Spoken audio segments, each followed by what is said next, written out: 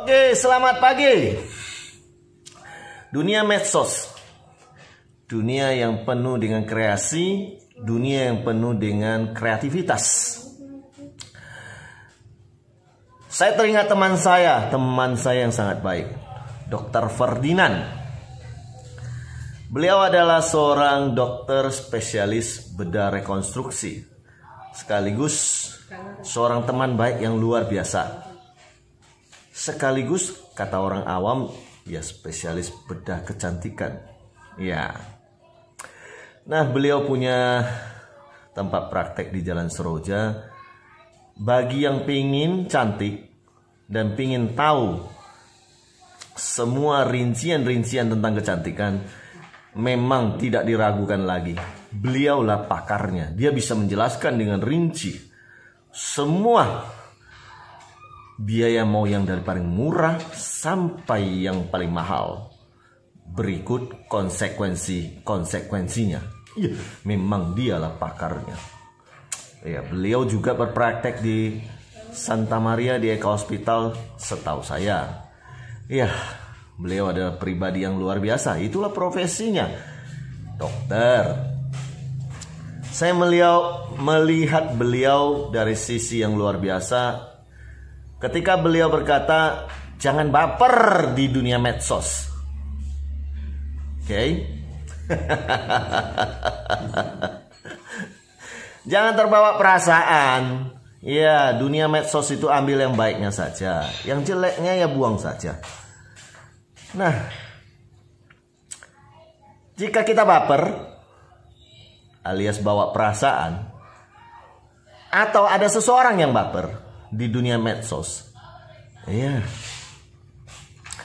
sakit hati sendiri, ngomong sendiri, ketawa sendiri, akhirnya nyimpan emosi sendiri, sakit sendiri.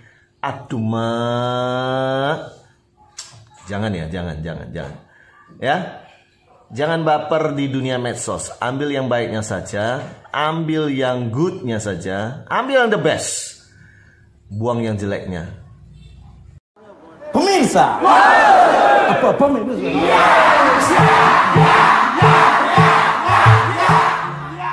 Kata Agim, bunga mawar mekar di atas tumpukan pupuk kandang.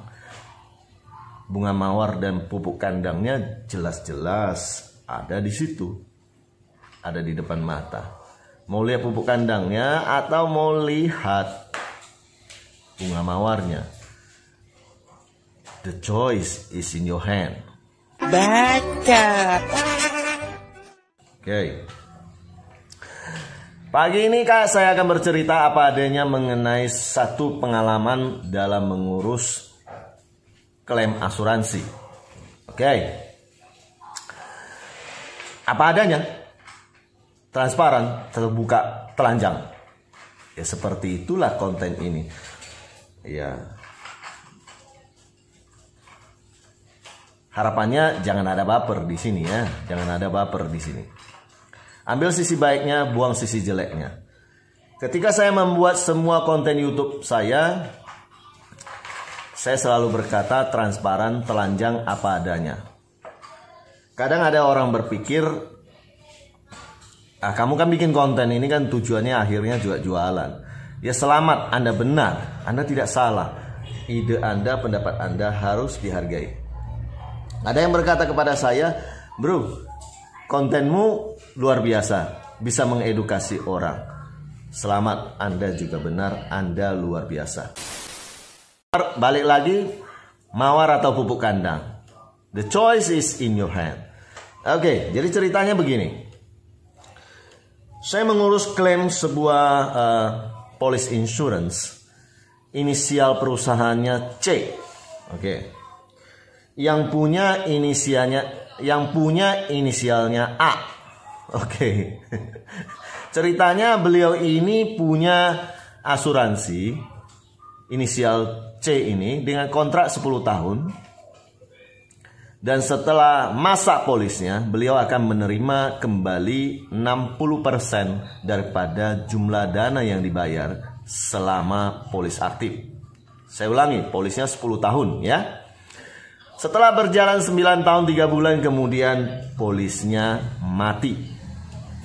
Nah, penyebab alasan polisnya mati karena kartu kredit berganti sehingga tidak terdebet lagi oleh perusahaan asuransi. Nah, beliau kemudian berupaya semaksimal mungkin untuk kontak perusahaan asuransinya, memberitahu berbagai alasan. Oke? Alasan ya pastilah itu nomor satu ya, pasti dia nggak akan mungkin mau mematikan polisnya karena ada 60% manfaat yang bisa diterima kembali dan jelas 9 bulan premi yang tertunggak sisanya itu lebih kecil kali berbanding dengan jumlah yang akan diterima kembali pada saat polisnya masak.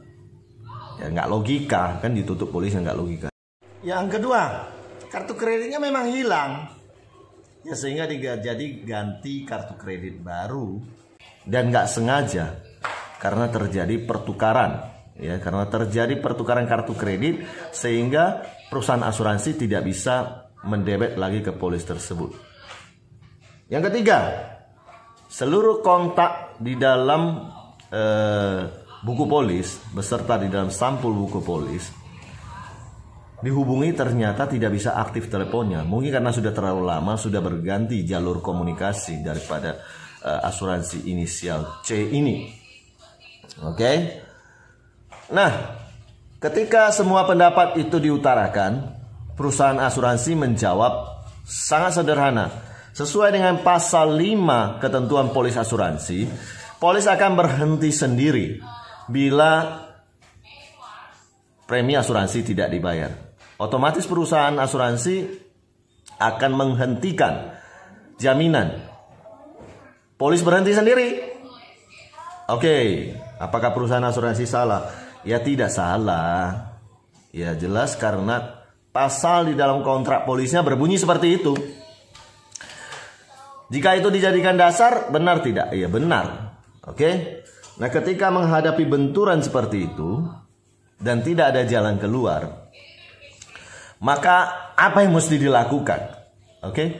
Kitab undang-undangnya jelas. Oke, kitab undang-undangnya jelas, yaitu buku polis asuransinya. Sama seperti hukum, kitab undang-undangnya jelas. Undang-undang pidana, undang-undang perdata, beserta pasal-pasalnya dan penafsirannya juga sangat jelas. Jaksa, hakim, pengacara akan bergerak di dalam koridor pasal-pasal undang-undang tersebut. Namun yang membedakan itu adalah strategi. Sekali lagi saya ulangi, yang membedakan adalah strategi. Perusahaan asuransi benar, hukum itu benar bila kita melihat pada pasal-pasal dan bunyi-bunyi arti-arti penafsiran daripada pasal tersebut.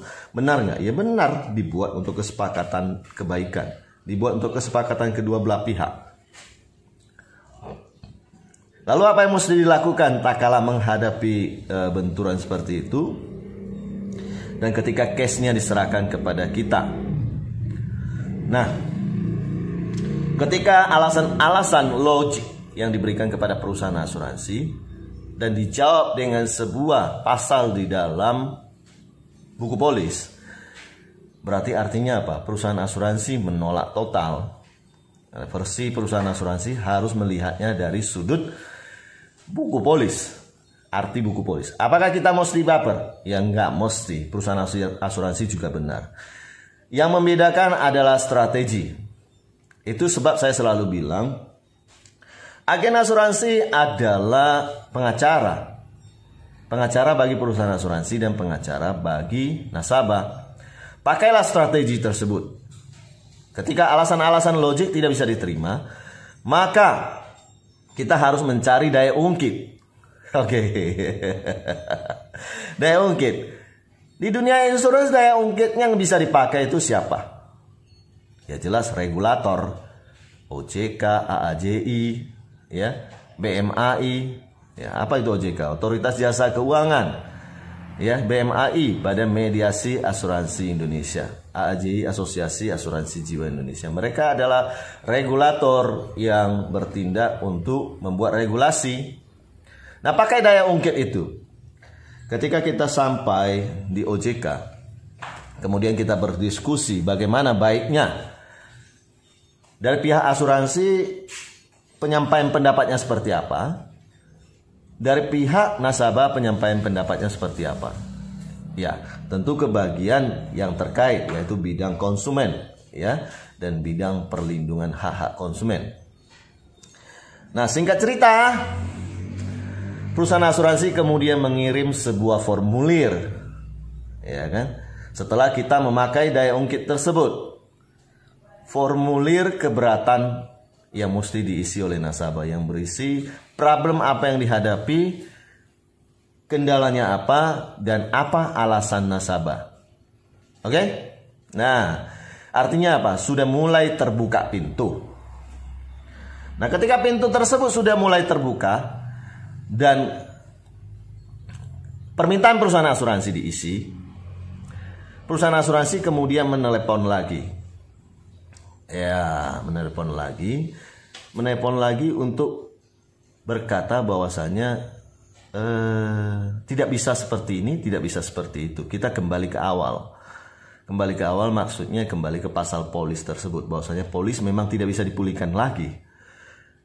Nah, jawaban yang perlu diberikan sebenarnya apa? Apakah perlu baper? Ya tidak usah baper. Dunia medsos kan katanya nggak usah baper, kata Dr. Ferdinand. Ya sangat sederhana. Jawaban yang diberikan kepada perusahaan asuransi adalah, ya sudah, kita nggak usah balik lagi ke pembicaraan sebelumnya. Kan Anda sudah kasih, perusahaan asuransi kan sudah kasih formulir keberatan. Kita isi saja formulir keberatan tersebut, oke? Dan kita berikan kepada perusahaan asuransi. Dan perusahaan asuransi proses saja di dalam bagian perusahaan asuransi yang memang berwenang untuk itu. Silakan tolak dan keluarkan surat penolakannya. Silakan setuju bila merasa ini masuk akal. Dan kalau tidak setuju, ya gampang sebenarnya, nasabah kan punya jalur, ya kan? Jalur yang lain, apakah BMAI, apakah OJK dan lain sebagainya. Kan sangat gampang loh. Nggak perlu sampai pada tahapan bola balik, ya kan? Nah, ketika jawaban logik seperti itu diberikan kepada perusahaan asuransi, dan mungkin, ya sekali lagi mungkin, ya karena jawaban yang kita berikan kepada perusahaan asuransi, please jangan hanya melihat pasal-pasal kontrak buku polis. Karena pasal-pasal itu pun atau undang-undang beserta pasal-pasal dan penafsirannya, semuanya itu kan dibentuk untuk kebaikan, untuk keadilan. Dan pada saat dia sebelum dibentuk, awalnya itu adalah hukum etik, hukum moral, hukum kebaikan yang kemudian diundangkan atau disepakati dalam sebuah kontrak polis. Jadi seharusnya sebenarnya etik, moral, etika, dan kebenaran yang diutamakan daripada isi pasal-pasal, isi undang-undang tersebut. Perusahaan asuransinya udah mulai kebingungan ini. Karena ya kita merasa bahwasanya apa yang disampaikan oleh nasabah itu adalah hal yang sangat logik. Perusahaan asuransi juga tidak mengirim informasi, ataupun katanya mengirim informasi tapi tidak pernah diterima oleh nasabah. Singkat cerita, akhirnya perusahaan asuransi mengirimkan formulir pemulihan polis. Tunggakan dibayar, premi pun polis pun akhirnya dipulihkan, dan manfaat klaim sebesar 60% pun diterima kembali oleh nasabah. So, that's strategy. Itulah strategi. Jangan baper. So, kenapa saya bikin konten ini? Bisa jadi ada yang menjawab, ya untuk menunjukkan Bapak pintar. Selamat, Anda benar. Pendapat Anda harus dihargai. Ya wajarlah, Bapak kan jualan. Biar orang tahu Bapak lebih ahli, ya Bapak bisa jualan lebih banyak. Sekali lagi, selamat, Anda benar. Tidak ada yang salah. Anda akan benar di dalam perspektif Anda. Namun saya lebih memilih untuk berpikir yang logik saja menurut saya. Saya kan cuma satu orang saja. Jika lebih banyak orang yang tahu mengenai strategi dan teknik dan cara-caranya, maka akan lebih banyak orang bisa menangani masalah yang sama. Kebaikan itu harus disirkulasikan. Banyak kali pun bacotnya Bapak nih. Ya, Anda juga benar, nggak salah. I appreciate it. Banyak kali ceritanya Bapak nih. Rezeki berkurang nanti kalau ilmunya pindah ke orang. Aduh, gak usah khawatir lah. Banyak kali rezekinya pun yang akan mengalir. Gak akan habis-habis rezeki itu. Baper gak bisa membawa sebuah solusi. Baper akan membuat Anda sakit hati. Baper akan membuat Anda sakit sendiri. Baper Anda akan membuat Anda kesel sendiri. No baper, pesan Dr. Ferdinand. Saya kagum dengan beliau. Saya kagum dengan ekspresifnya beliau. Saya kagum dengan apa adanya beliau. Saya kagum juga dengan keahlian beliau. Dan the most of all, saya kagum dengan hatinya yang baik. Selalu apa adanya. Dan apa yang beliau bicarakan selalu berkisar hal-hal yang baik. Ya, demikianlah mawar dan pupuk kandang. Bola balik kawan ini. Gak usah cerita itu lagi. Amang tahe.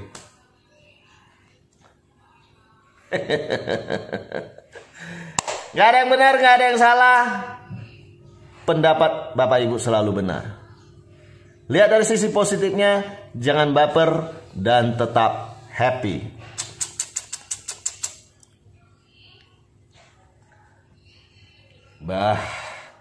Kameranya pun mulai hitam putih. Tidak bersahabat lagi dia. Sudahlah, kita akhiri.